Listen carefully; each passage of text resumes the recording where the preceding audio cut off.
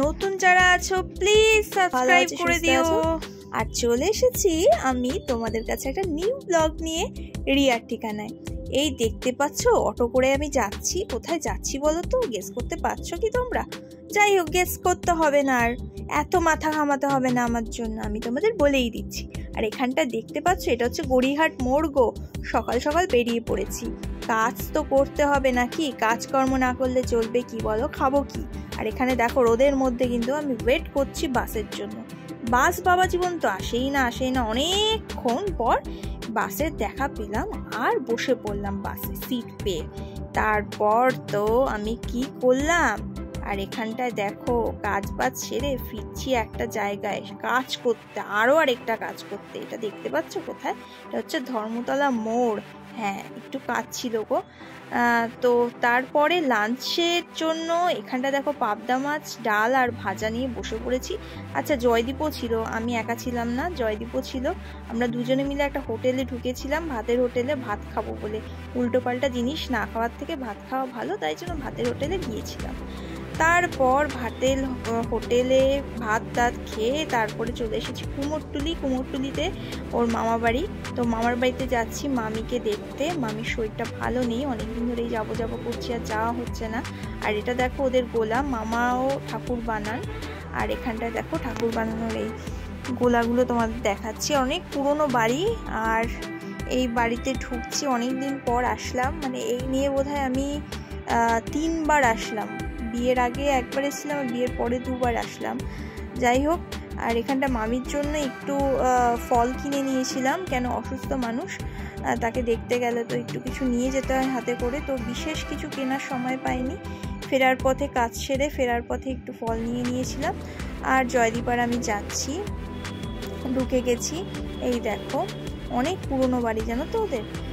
যাই হোক, ঢুকে গেছি। আর এখানটায় সমস্ত গল্প গুজব হচ্ছে, কেন কি উল্টো পালট করে কিন্তু ভিডিওটা করা হয়েছে, কেন কি এটা না জানিয়ে ভিডিও করা বলা চলে, তাই জন্য এরকম দেখা হচ্ছে। আর এখানটায় দেখো আমরা তো কথা বলছিলাম, আর এখানটায় কারিগর যিনি ছিলেন তিনি কিন্তু ঠাকুর বানাচ্ছিলেন, কালী ঠাকুর। আর এখানটায় দেখো শিব, কত ছোট ছোট কালী বানাচ্ছিলেন আর কি। আর এটা অ্যাকচুয়ালি ম্যান পাওয়ার কম থাকাতে কালীগুলো কিন্তু অনেক আগে থেকেই বানিয়ে রাখা হয়। মানে এখন প্রায় জুন মাস, এই জুন মাস থেকেই কালী বানিয়ে রাখা হয়। সেই তো অক্টোবরে বোধহয় পুজো, অক্টোবর নভেম্বরে পুজো। তো এই হচ্ছে আমাদের দেখা সাক্ষাৎ তাদের সঙ্গে হয়ে গেল। আর এখানটায় অপোজিটে এখন মন্টি পাল আর সুনীল পালের দোকান। মন্টি পাল হচ্ছে দেশপ্রিয় পার্কে অনেক বড় দুর্গা করেছিল, তার গোলা এটা, বুঝলে তো। তো এই গোলাটার সামনে দাঁড়িয়ে আমি একটুখানি ভিডিও ক্যাপচার করে নিয়েছি। আমি যখনই এখানে আসি আমার ভিডিও করতে ভীষণ ভালো লাগে, আর এত সুন্দর জায়গায় ভিডিও না করে আর পারবে না, বুঝলে তো।